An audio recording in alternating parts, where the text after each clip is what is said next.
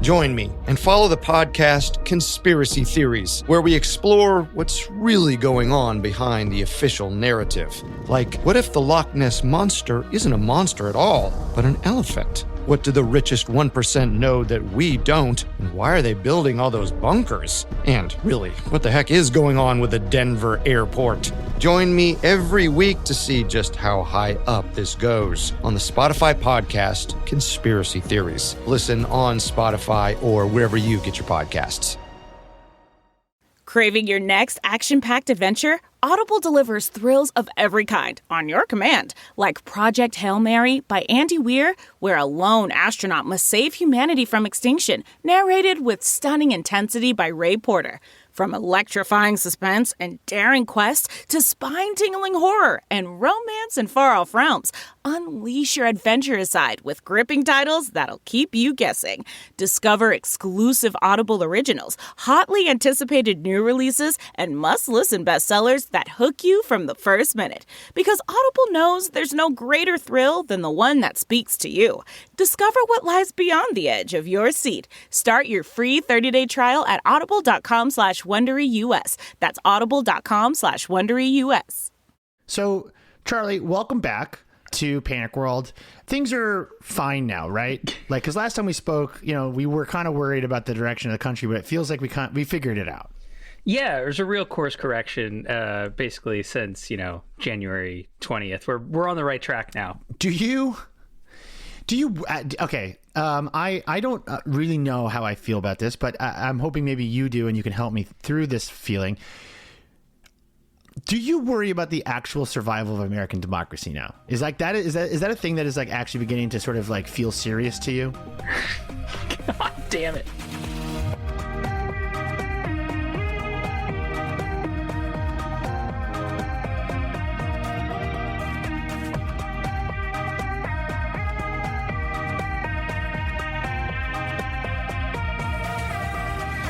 Okay, I want to hear your answer, but let me set up the episode first.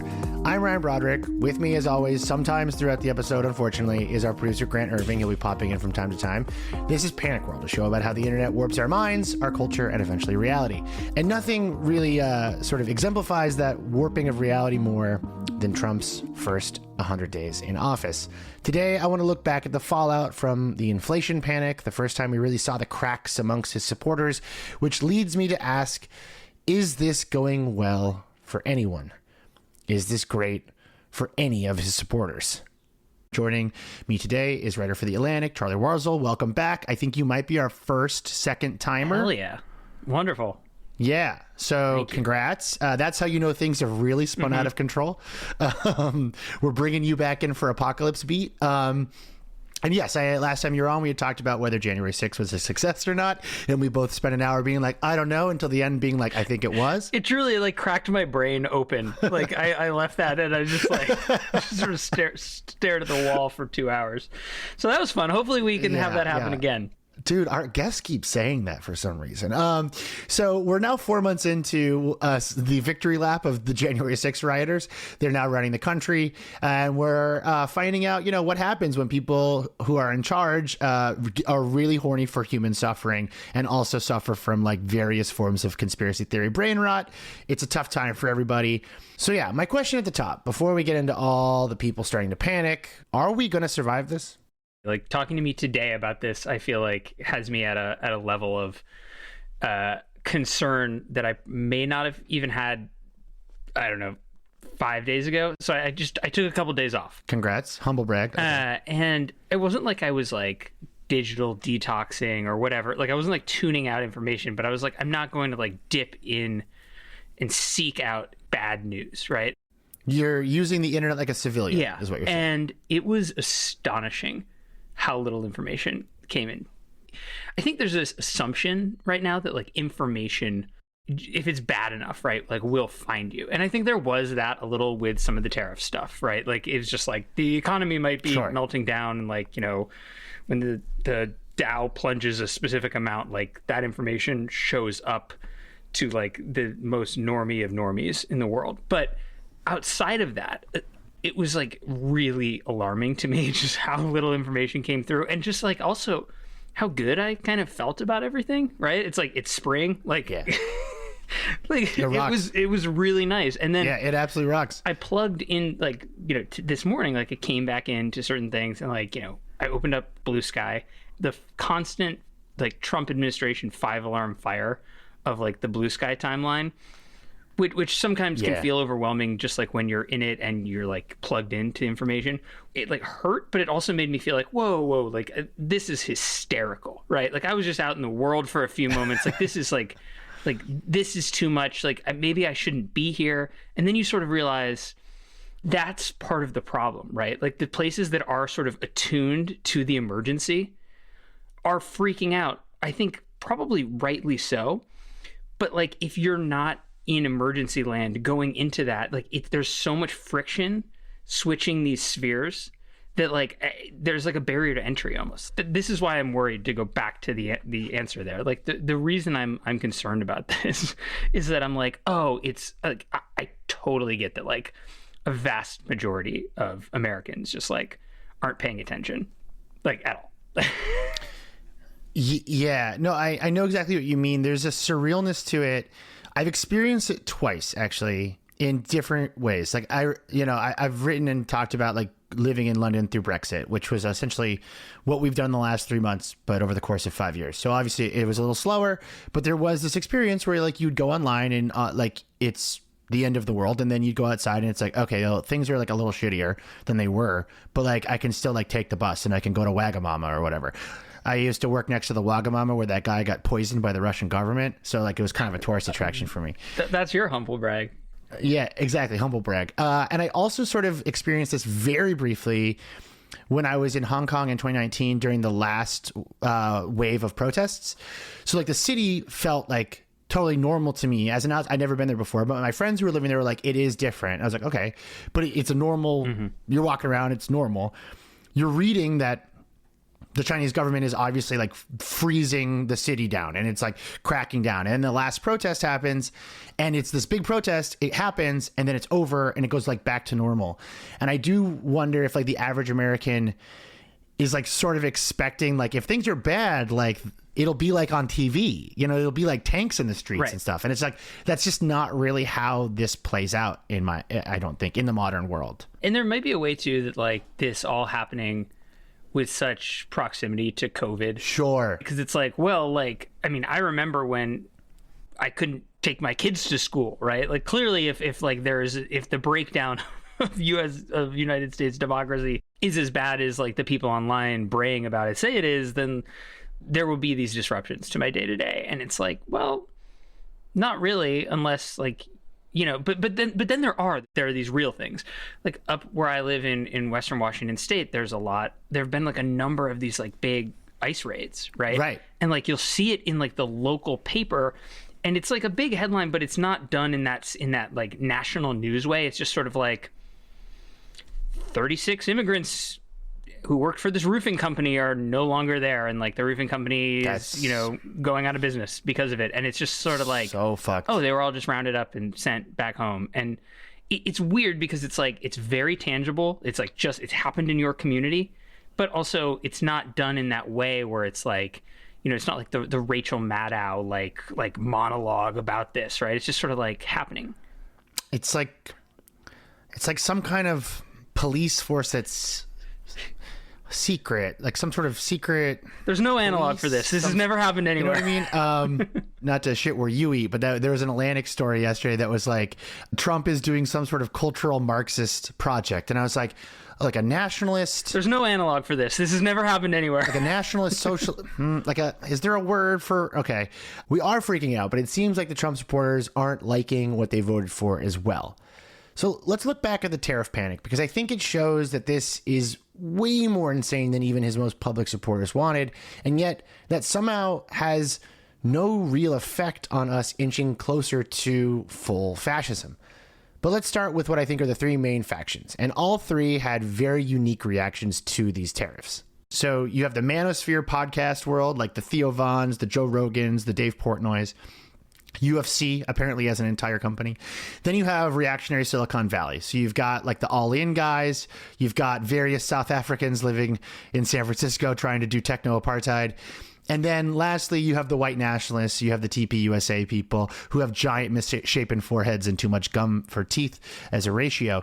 And like those three groups effectively broke their coalition, I think, around the tariffs this month. What do you think? Yeah, I think so. I mean, but only to a degree. I mean, I'll put it this way. The most interesting group to me are these like the Silicon Valley types. And because they are sort of looking at Trump as like a portfolio company, right? It is exactly. An investment. Like I remember this, or like seeing this really for the first time, this mindset of like what happens when like the venture capital and Silicon Valley crowd goes out of the realm of technology and into like a broader like political, cultural, social thing. Like the thing that stood out was February 2020 with COVID, when some of these investors like Sure.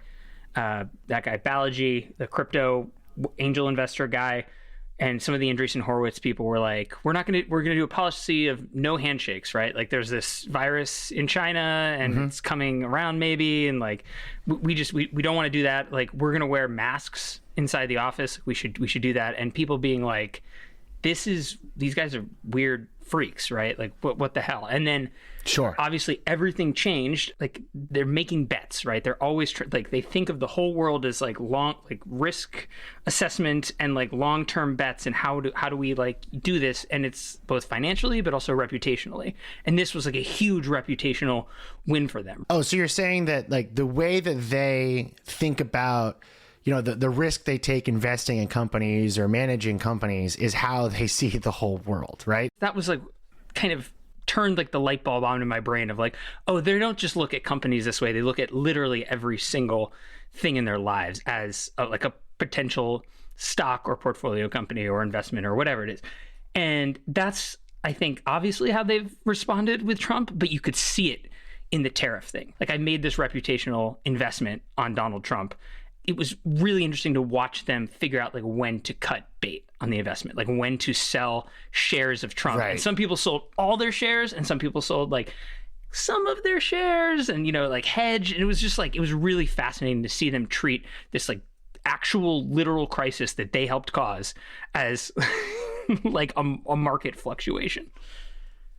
In line with that, Zach Beauchamp at Vox wrote this really fascinating piece kind of addressing this idea.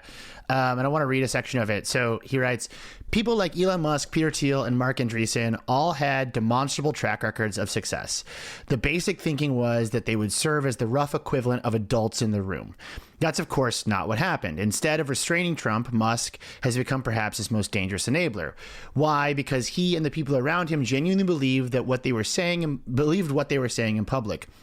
The bizarre claims about government waste, the Baroque conspiracy theories, the unshakable faith in their own ability to reinvent government oversight. Musk and those close to him said much the same things behind closed doors as they do on X. And here's a quote from a guy that I want to talk about next. So are you familiar with racist Substacker and Silicon Valley luminary Richard Hanania? Of course. One of the premier minds of our generation.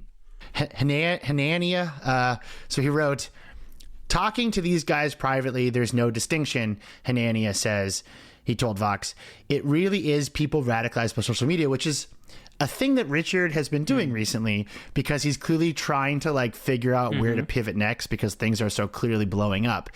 And so, yeah, what is your kind of read on Richard Hanania right now? Because I feel like let's assume that people listening to this podcast do not know who he is. Like, how would you sort of describe his function in this reactionary Silicon Valley world? I would say, I don't know, like, you know, I'm not like deep in on him, but he apparently... I mean, you pay for his. Yeah, but I pay for a lot of people. It's a patronage model on the internet, right? It's just people who I want to see. I want to see him do well. You know, you can expense it, so it's totally fine. Exactly. It's all deductible. So, from what I understand, really kind of like did a lot of race science dabbling, and I guess continues to still do that, but also kind of, you know, positions himself as one of those reactionary, like kind of centrist types, right? Like on like the race science issue and other stuff, he's dabbling with, you know, measuring craniums and things like that. Phrenology, yeah. But he's sort of, one of those people for whom, folks who are employed by news organizations could potentially quote tweet and be like, that's fascinating, that's interesting, and like it's not the same thing as quote tweeting, Alex Jones or Richard Spencer or somebody like that, right? So exactly, there's that kind of level. And from what I noticed, he was a Trump supporter, and the big thing that I saw blowing up is this notion of like, wow, I guess Trump derangement syndrome really was accurate after all, like was the most accurate reading of the world. Yeah, absolutely. And you could see that it was this amazing attempt at a pivot to be like, I'm going to be the first person to raise my hand and be like, Trump's bad. And if I can be the first person out of the door, before this whole thing collapses, or before, it's only the truest, most hardcore, like, deport all brown people administration, sure, then, maybe I have a shot if this thing comes falling down. And again, it's one of those great examples of like, I don't know if he actually cares. It's not up to me to, analyze that, but it was just such a risk assessment and such a like, okay, I made a bet, it's wrong, I need to make another bet now. And here's where like the wind appears to be blowing. And that was sort of right at the peak of like, oh, is Donald Trump going to actually crash the economy in like 4 days over this tariff stuff? To me, the Silicon Valley guys are the most sort of defined by the idea that like they truly thought they were building like libertarianism 2.0, right? But just a little background for Hanania. Like all great Substackers, he got his start writing as an anonymous white nationalist forum user. That pipeline is like very well known.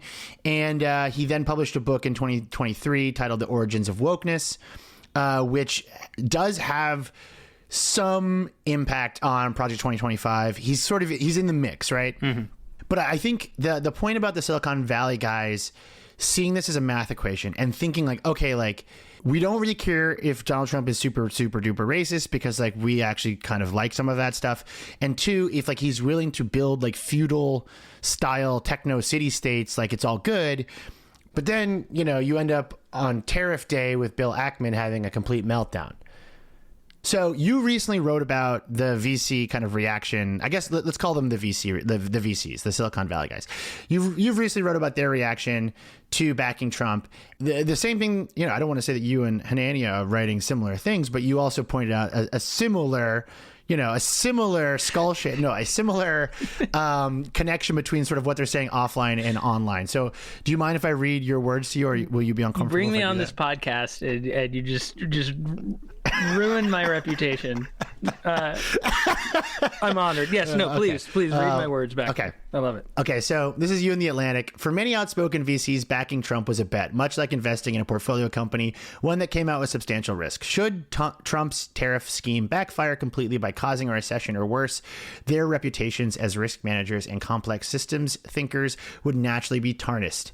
See Bill Ackman, who then spent tariff day bitching and moaning and pleading for Trump to, this is me interjecting, by the way, unless, of course, they chose to double down and create a fictional narrative in which they cannot be wrong.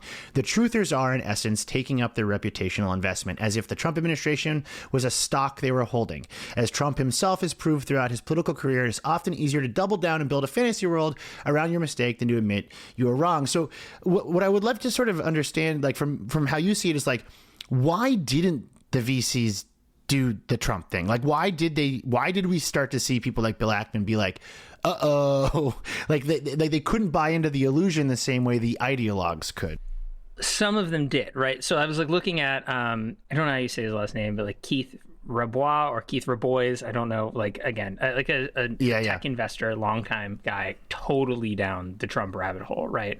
And this was like, and he and this guy, I believe from Sequoia, Sean McGuire, who's been really vocal. The two of them were actually doing the like, basically the QAnon thing, right? Like this, like, no, this is all the plan. Like this is what he's doing. And right. The reason that I know that he's hovering over the target, like about to, fix everything, like, and, put forward this masterful gambit, is because everyone in the mainstream media is freaking out about it, right? Like all the people we don't like are really, really concerned.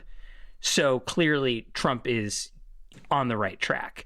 And then somebody responded with to one of these guys. I remember just seeing on the Everything app. They were like, "What about like the legion of economists and like people like economists famously not like socialists, right? Like, Right. They're all freaking out about this too. What about them?" And it was just like, famously, every academic is a leftist. Like that was their response, right? It was just this total like anyone who says that this is wrong in any way is clearly audience captured or radicalized or clinically insane. Whereas I am I am not insane. You're right. I am the contrarian because I am looking at at my net worth being cut in half and saying this is good. Right. It's all like predicated off of the the Web 2 model of like people being like, well, connecting kids who go to college with like weird accounts that say what their relationship status is like not a is not a major business, and they say, well, look, we saw around that corner, we saw Facebook, whatever. But anyway, the other crew who's not like the Bill Ackmans of the world, I think the reason, just speaking about Bill Ackman, who is a fund manager, like he's actually in charge of a bunch of people's money, right, and not necessarily making it's not quite the same as venture capital. He's not really an investor. He's a money guy, but he's not like he's receiving the money. He's not sending out the money. And also like the job is to like make money, right? Like to deliver a rate of return for very wealthy people. Like there are folks in that Trump tech and VC world who, the straight up like the Andreessens of the world, those types of people, like they've kind of become, they definitely do the investing venture capital thing, but a big part of who they are and who their reputation is being like ideas people, right? And so they actually have a little more leeway, I think, with all of this. But the people who are in charge of like responding to markets on a day by day basis, this was a good example, I think, of just like the Trump defiance of reality, like crashing against the rocks of like, no, like markets are just actually like a thing. Like you don't like, they respond to very like basic inputs and outputs. And if you levy tariffs against the entire world, like the stock market is going to react. Like it is maybe the most, in this particular circumstance, like one of the more rational elements of of the global economy. I saw this great quote from an economist, a leftist academic economist during the tariff crisis, who was trying to explain that like Donald Trump doesn't understand trade deficits, and his quote was like, "Yeah, I have a trade deficit with my barber. He's never bought anything from me." The typical leftist. I saw that exact frame, except it was the grocery store. I have a trade deficit with the grocery store, from Ron Paul. Ron Paul. Like, if you've lost Ron Paul, you're in serious fucking trouble. Like it was amazing. It's such like great logic, right? And it actually shows the sort of, I think, the Mad King nature of this tariff thing. He was on Air Force One, and like Fox was interviewing him about this going on, and he was just like, they would ask him a question and it would just be like this like vacant stare from Trump, and he'd be like, they're ripping us off. And I was like, it was just so clear. It was like this man just like, he just doesn't know mentally, just doesn't understand what is happening. And so I think like folks like Ackman were seeing that and saying like, I actually like my primary reputational duty is this end of year rate of return.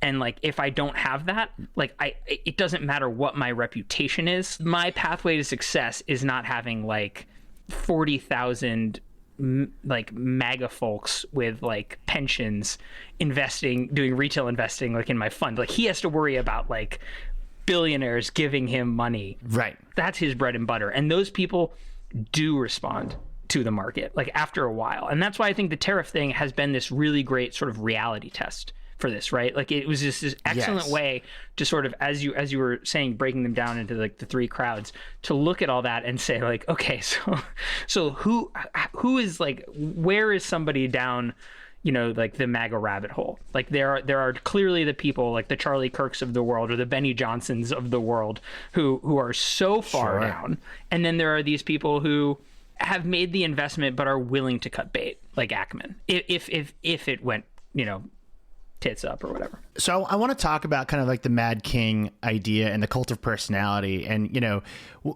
what I think is like, you know, the driving force of that cult of personality, which is, it's not an accident we have not mentioned a woman yet. Like the lifeblood of this thing is misogyny, and I think that there is a sort of a derealization at certain levels of toxic masculinity where like reality starts to warp. And so right after the ad break, I want to talk about probably our most casual faction here, who have had probably the funniest reaction to everything that's been happening. So right after a word from our sponsors, which is a new brand of creatine you can absolutely buy at the online Panic World store, we're going to be talking about how the manosphere did with the tariffs this month.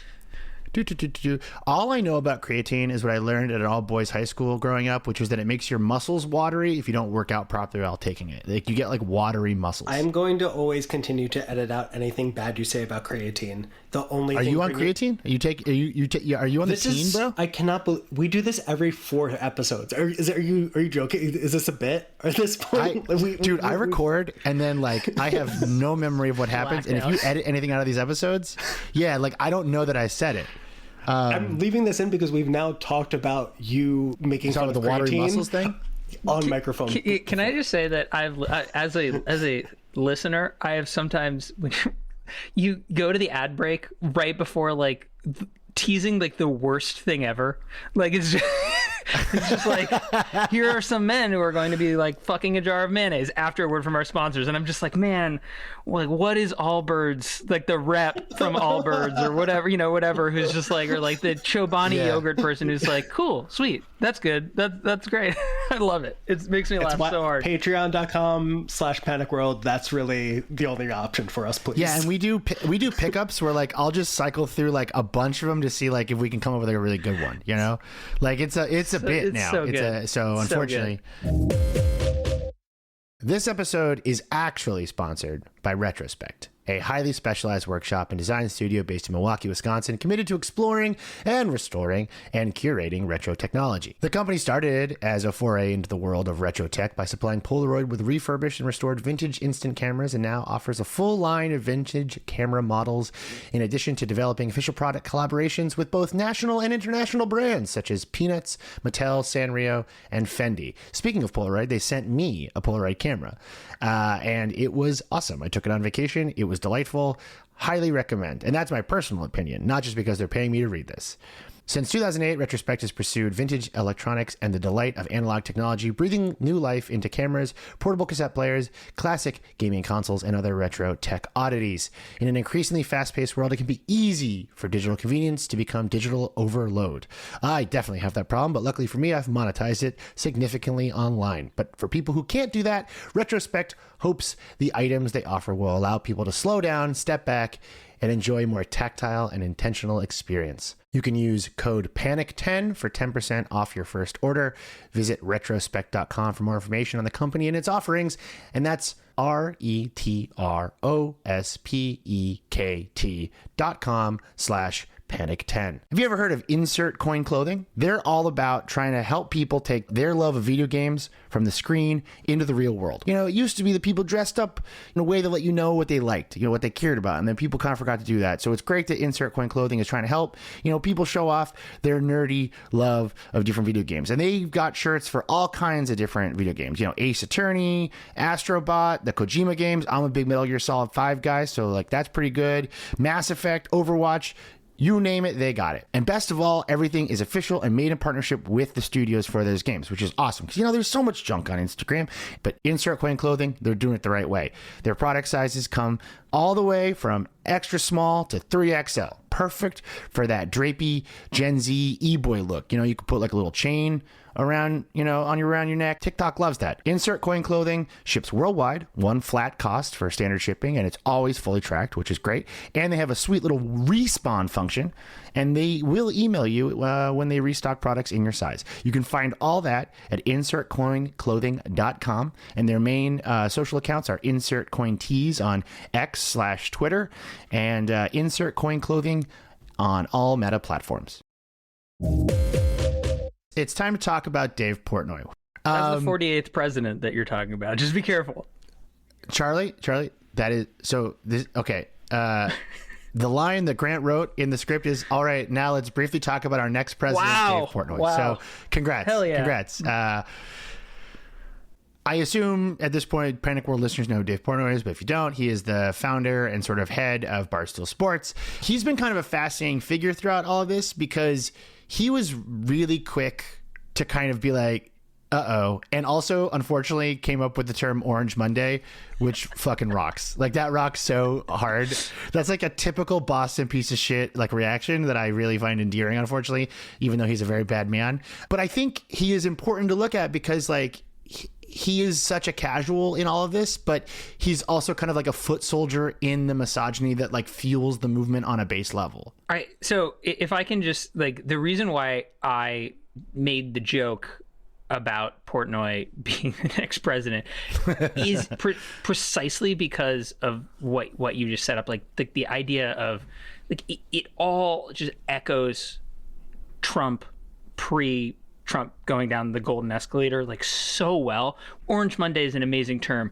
That Donald Trump tweet about Diet Coke, right? Like yeah. I'll keep drinking this garbage my whole life, right? Like it's like there's stuff that he says sometimes where you're like, man, I gotta hand it to him. Like I don't like this guy, but like it's funny, right? And also like just in the same way that Trump's medium of Twitter, like pre coming down the escalator, declaring his candidacy, all that, like his sort of ability to be like a savant there and intuitively understand the medium, like that is him, that is Portnoy and Barstool with like short form video, like TikTok stuff, podcasts. Like he instinctively understands, like Barstool is just a reality show about a bunch of bloggers that is somehow like one of the most popular things in the world. They live stream like 6 guys sitting in Barca loungers watching football games and betting on them and reacting, and you don't even see the football game. Like it is literally just like, no, you just like, watch that. It is a wild thing, and he seems to have this really innate understanding of like the media ecosystem.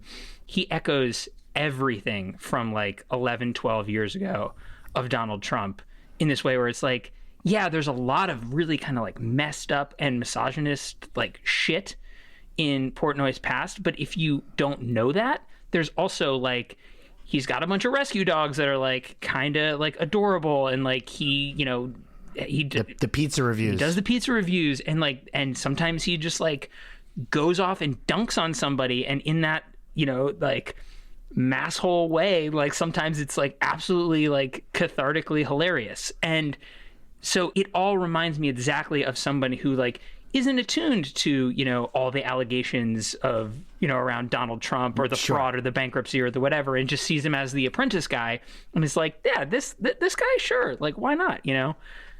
Anyway, it feels like history echoing in a really hard way around that guy. That's all right. And I think we are seeing Portnoy speak to a part of the MAGA coalition that could turn against Trump if Portnoy also turns on him.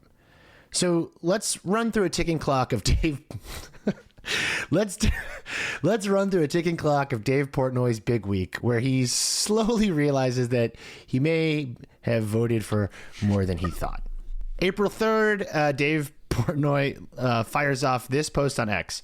Should I do a Boston accent? Oh God, yes. I don't think I've ever done one on this show before. All right, I have a dumb Bitcoin crypto question. If the point of Bitcoin is to be independent of the U.S. dollar and not regulated, why does it basically trade exactly like the U.S. stock market nowadays? Market up, market down, Bitcoin down. So there you go. It's just fascist Peter Griffin. Yeah, mac it up, Bitcoin up, mac it down, Bitcoin down. April 4th, the next day, Portnoy reveals that he's lost $7 million.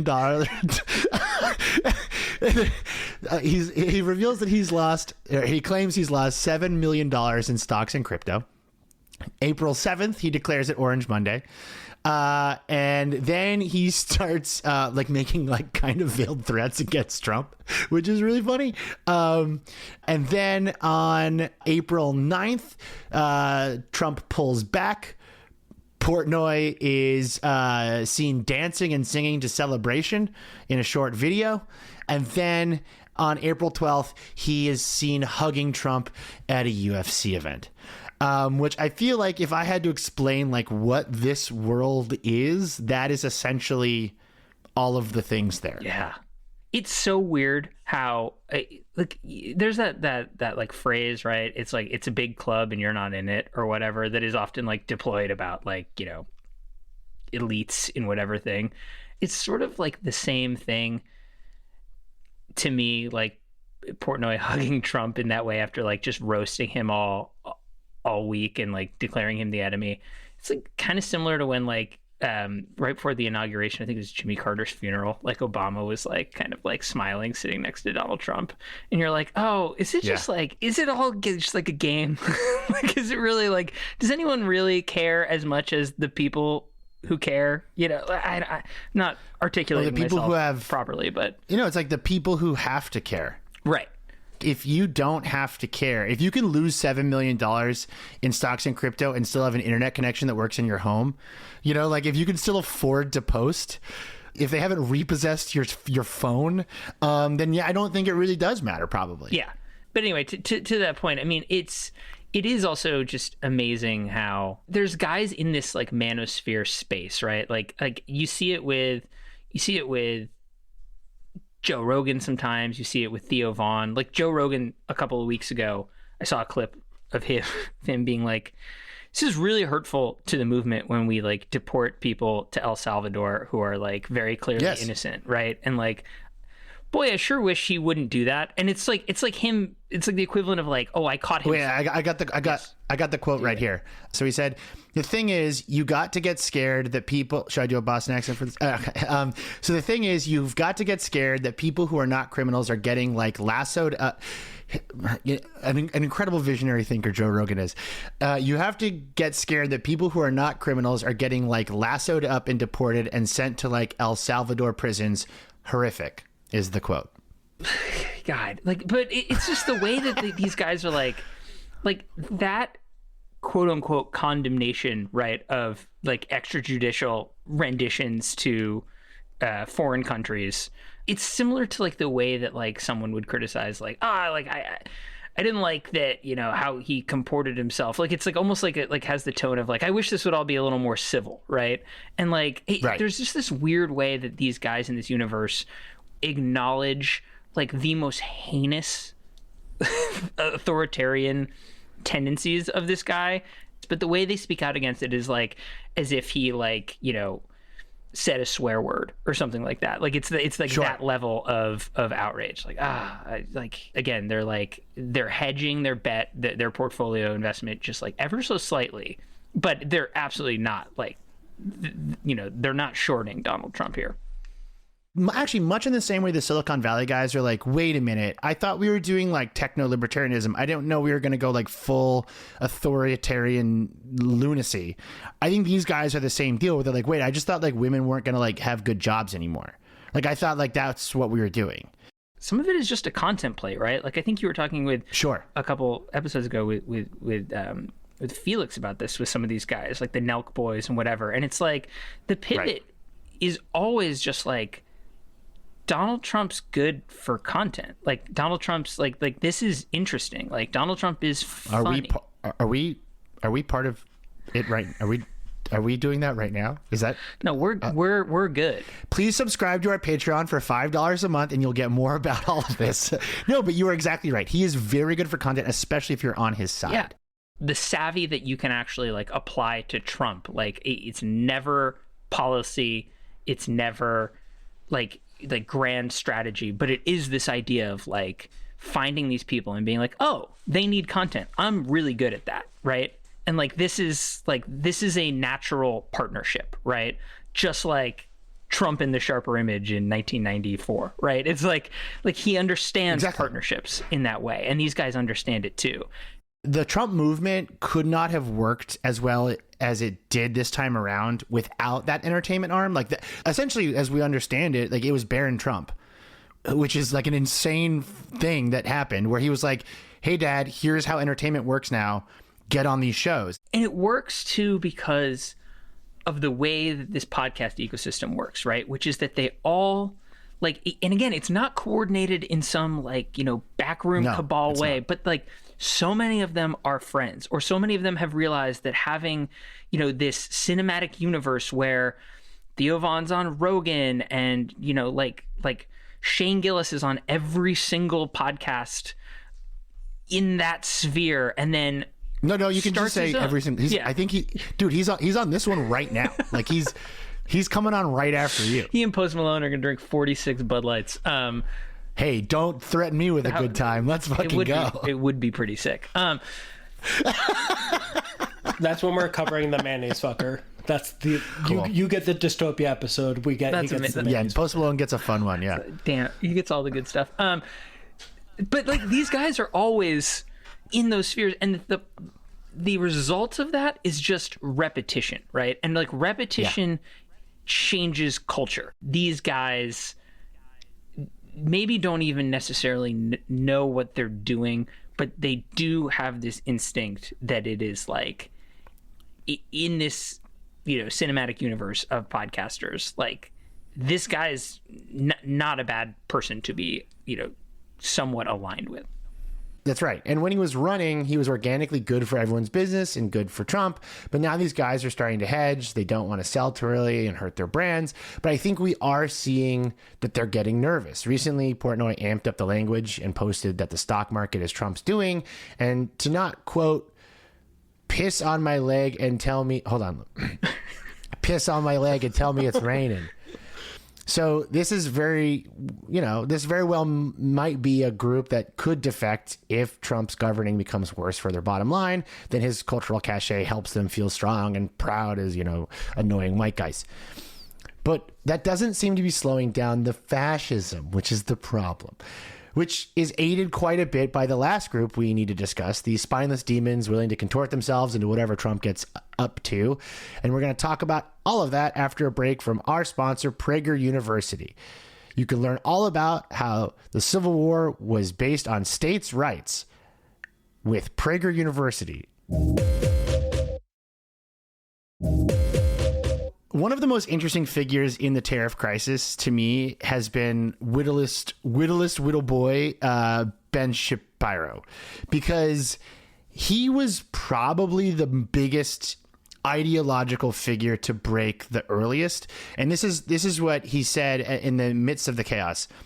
The idea that this is inherently good and makes the American economy strong is wrong-headed, he said about the tariffs. It's untrue. The idea that this is going to result in massive reshoring of manufacturing is also untrue.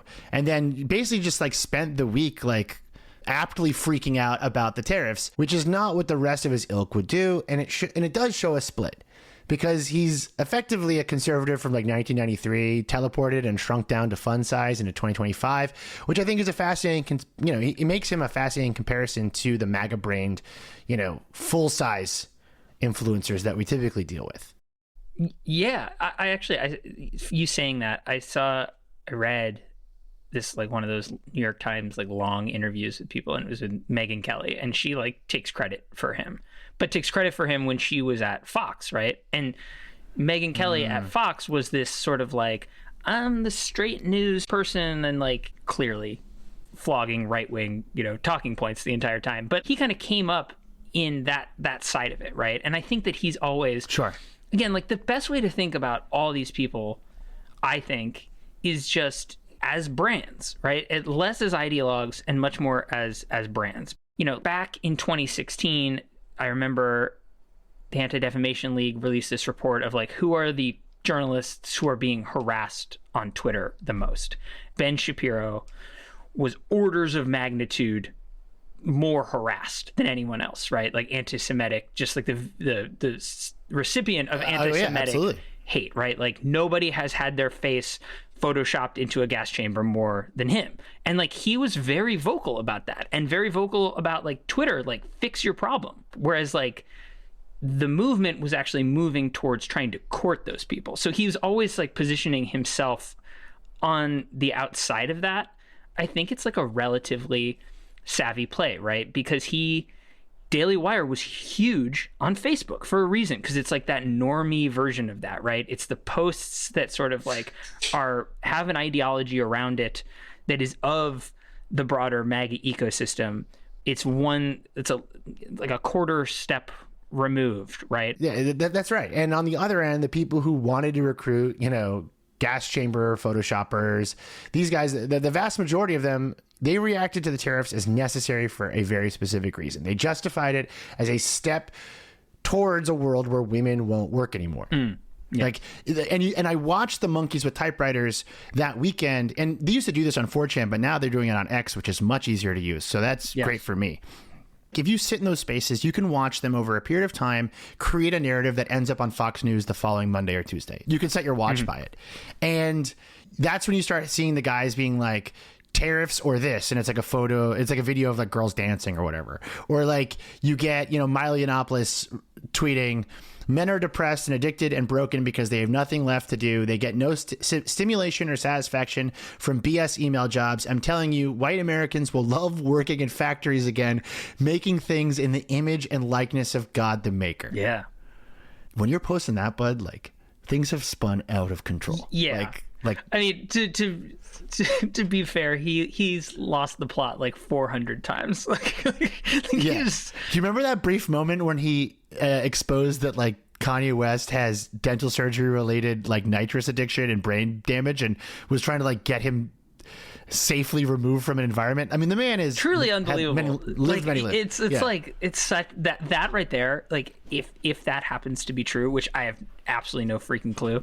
Once again, no idea. What an unbelievable, like boy who cried wolf situation where like he's just trying to do something good, but he's just like 80 layers of insanity and blown trust on everything. It's just nobody listens. They're like, yeah, whatever. Who cares? He's insane. I think a bunch of Nick Fuentes fans stole his cat. Whose cat? So he's like beefing with Milo's, because Milo keeps threatening to release material that would prove that Nick Fuentes and the streamer Destiny are in a homosexual relationship with each other. So yeah, can't unlearn that. This world is this world is a mess. This whole world is a mess. But like unfortunately, another important Milo post in this sort of story is him posting, calling OnlyFans whores creators, quote unquote, is a direct and conscious insult to our Lord. These women must be sent away to convents. The men running the company should be beheaded on the Capitol steps. And the reason I say that that's important, unfortunately, is because like it is probably the most earnest kind of like, wait, we're going to it's not that we're crashing the economy for our culture war. It's our glorious leader is crashing the economy, and we need a reason for it. And actually, the reason is that we can send American men to factories and get women out of email jobs.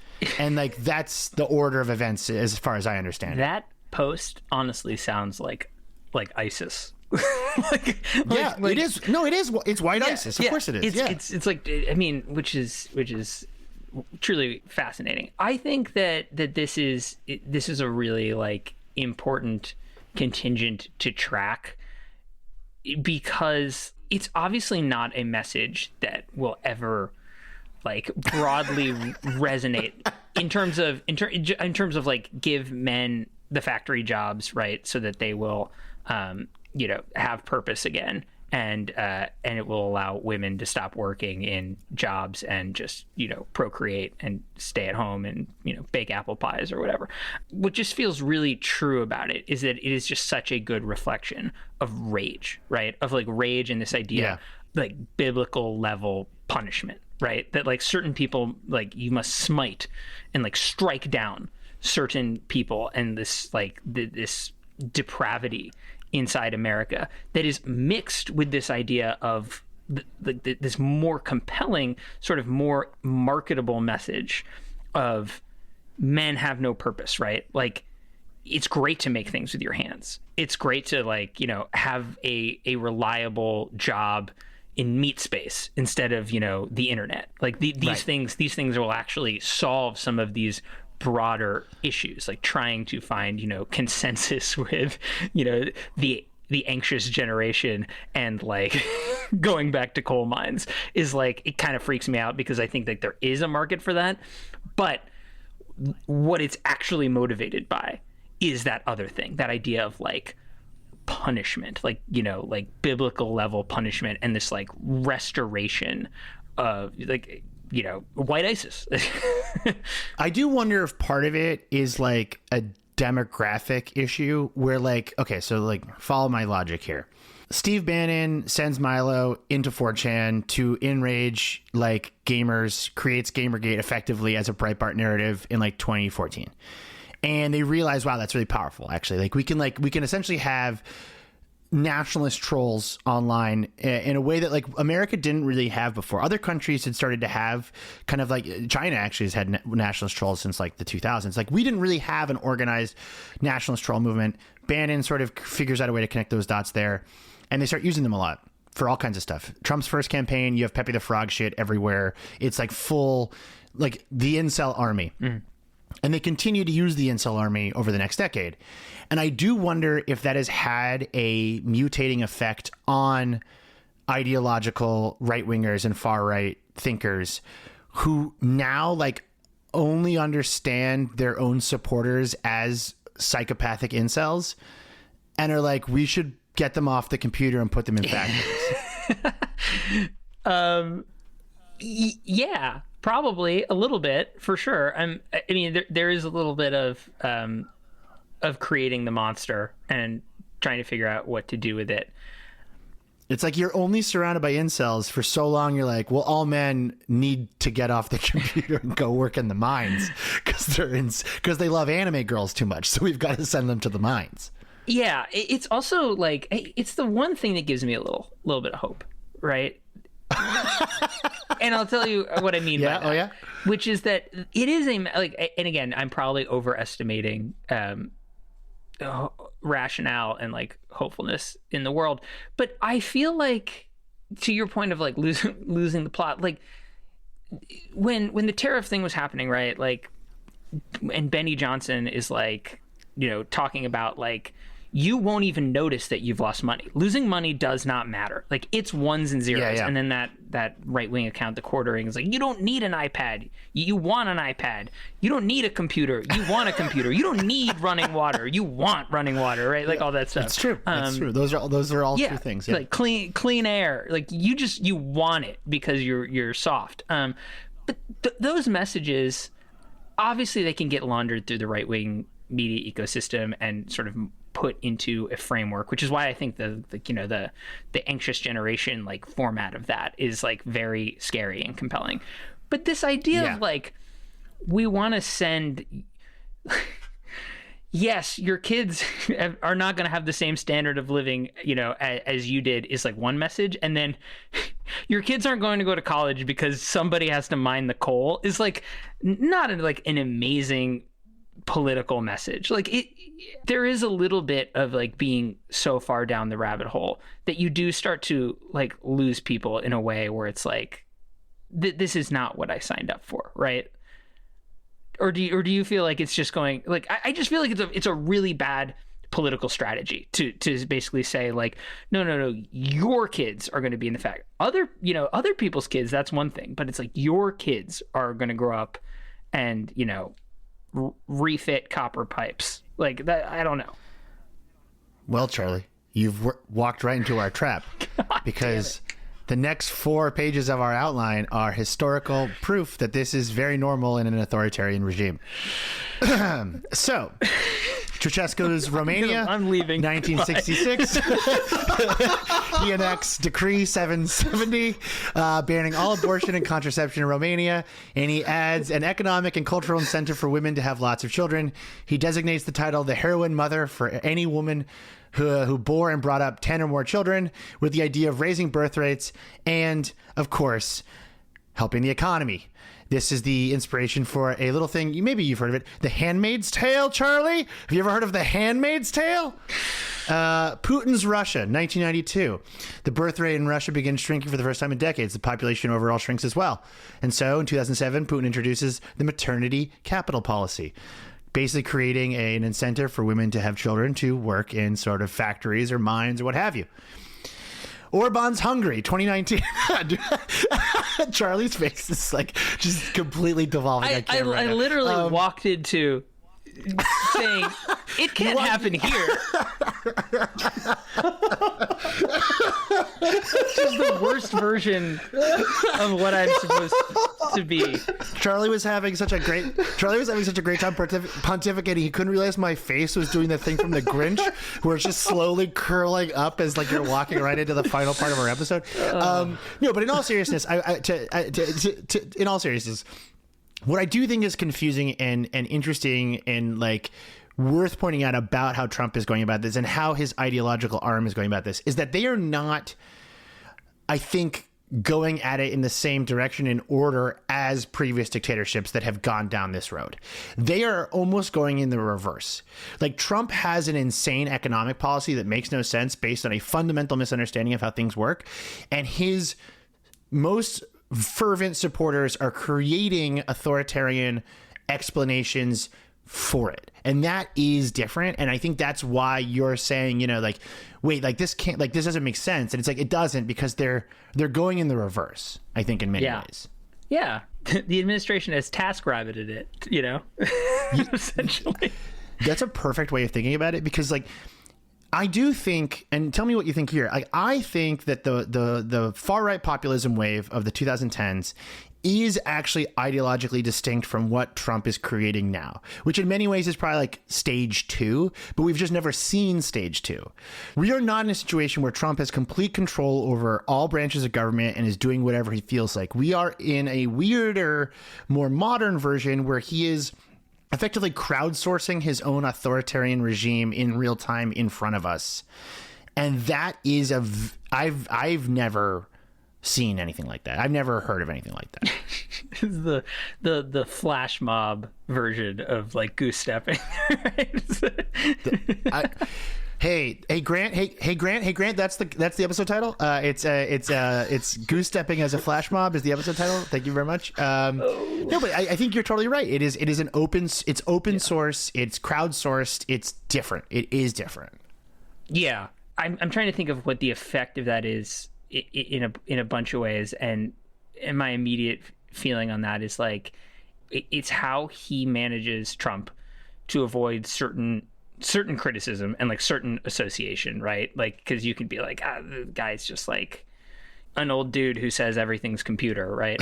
It makes it so that people who sort of see things for what they are can very easily be dismissed as hysterical, right? Because it's very like amorphous. 1,000%. It comes from so many different directions, and it basically forces you, right, to grab the corkboard and the red string and be like, see, so like when this happens, this happens. When this happens, this happens, right? And then you're like, yep. Oh, like I'm like Rust Cole from True Detective, right? To like anyone who's not fully steeped in this kind of stuff. And that's what I think makes it so painful, like to loop it back to sort of what I was talking about at the very beginning of all of this, which is like you're on some of these networks, like, and when you're steeped in it, it feels so overwhelming and so much like this, like not coordinated, but this like just multi-pronged assault on like reality, institutions, democratic ideals, like logic, like just like the normal like social contract that we've all had in like modern society. And then from the outside of it, it's like it can be perfectly like unintelligible, right? Or just like something to just tune out because it seems preposterous, right? Or random even. And I think that is like the core of the issue and why it feels so intractable. Like you kind of can't wrap around it because it's not coming culturally. It's not coming from like one guy. Yeah, it's like if they're throwing shit at the wall, statistically 80% of that never materializes in a way that matters. And the 20% that does materialize, you have a really tough time paying attention to because there's just, you're flooding the zone with shit basically. And so I feel like, as we bring this episode to a close, the takeaway it seems like you're sort of arguing for is that people should just stop paying attention and sort of just hang out and vibe. Right? Yeah, it's great. It's amazing. Yeah, it seems like that's really the way to. It's just let it happen. Just let it. Just see what. It's just. What would what's the, wait hold on wait there's a right-wing meme they kept posting during the tariff fiasco that was honestly really funny where like they're all just like, admit it, you're curious. I just kept saying that with like just like red economic like market charts. I just was like, that's honestly really funny. Unfortunately, that's really good. Fantastic. Some men just want to see the world burn. Yeah, just trust the plan, Anon. Like trust the plan. To that, like it does speak a little to like the way that this like scrambles the moment, right? When some guy's basically just like, no, I'll do it. Like, I'll blow this whole thing up. And you have to argue for institutions, and it's like, no, they're broken, but we need running water. It's like it's a very it's like a tough battle to win on the internet. It's much like the movie The Dark Knight, featuring the Hollywood creation The Joker. Trump is much like that character, but in our world. Trump is like the Joker of the White House. As I'm listening to you guys make sense of this, what I dawn onto is MAGA was put under a stress test where like we saw the different factions start to think the other side was crazy. The other people that they were like, oh, you actually believe that? You're actually into this? Like we started to see them turn against each other, and they're like, in case of emergency, the thing that to break glass on was like, let's hate women. When people were like, oh, like we could lose this coalition, the only thing that they could come back to was masculinity and misogyny as like the thing to try to pull everyone back to the base. That kind of makes me feel hopeless because there's this intangible thing that unites them. Well, I would just say it also feels like it feels like it wasn't just let's go back to the women thing, but it was also like it was sort of the like populist rage, right? Like it was sort of a little like, oh god, this guy like might burn it all down, like flips through notes like, oh, burning it down is good because like here are the reasons why this is like modern culture and is depraved. Mm-hmm. Can I read you a tweet that I screenshotted? I would rather send it to you, but it's a screenshot, so it's long, but I'll try to run through it. It's by this guy DC Drano, who's got like, he's like a MAGA dude with like 2.5 million followers on X. But it's basically it's that TikTok video, right? It's the one of the boss ladies dancing, and it says, imagine watching this video as a blue collar worker coming home to your rented house in a tough neighborhood after being laid off from your factory job when it got shipped to Mexico, while you fill out unemployment benefits and look for affordable divorce lawyers after your wife said she's leaving and taking the kids to move them to another state because their school was trying to turn your son into a girl. Meanwhile, you'd get a text from a friend about a high school classmate who died from a fentanyl overdose. Your truck broke down again. You can't afford repairs because the interest rate on your payment's too high. Your parents tell you can't afford basic groceries on their Social Security check because record inflation, and are wondering if you can send them $200, but you don't want to do it on Venmo because the IRS might audit you again. You grab a beer, turn to TV to relax, and see a trans TikToker taking a bubble bath with a Bud Light can in their hand, while some multimillionaire actress at the Oscars says everything wrong in the country is your fault. This is why they want Trump to tariff the shit out of foreign countries and burn it all down. And like, so there's so much there, like, but it's all of it, right? It's like, it's the populist rage of like an underclass from these people being like, okay, yeah, like this guy who we like hitched to their wagon, and it seems like because they're an idiot, they're going to burn down everything. So let's go back to the Notebook and pivot to like why burning it down is good. right? And I think that that's sort of, it's like, oh yeah, we predicted this guy was actually going to juice the economy for everyone and lift everybody up, and that's the reason why you should vote for Trump. Actually, now it's a burn down situation. Like we're pivoting to end times. Charlie, if people want to follow you online, where can they do that? I don't know. Who cares? We did it, Ryan. We broke him. Yeah. We got him. It's just thank you so much for coming on and having a manic episode with us. No, but in all, where can people follow you? I'm posting over on Blue Sky at C Warzel. I just read me on The Atlantic there. I share my articles as gift links because I want people to read them. That's what we like to hear. Well, thank you again. This was once again a surprisingly entertaining and uplifting conversation about the end of the American experiment. So thank you for coming back. We did it. We did it.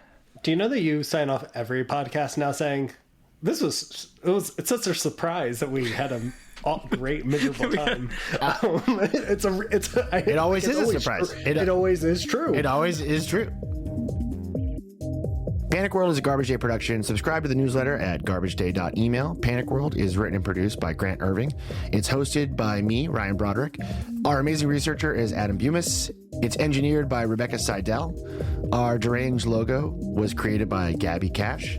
Please give us $5 at patreon.com/panicworld. Please give us products to sell by contacting Multitude at multitude.production/ads. For any other way you would like to give us money or work with us or promote us or become financially entangled with us, you can reach out to our fixer, our wonderful bag man, Josh Fjelstad, and you can reach him at panicworldpod@gmail.com. And one piece of advice from me to you: chill out, touch grass while you still can.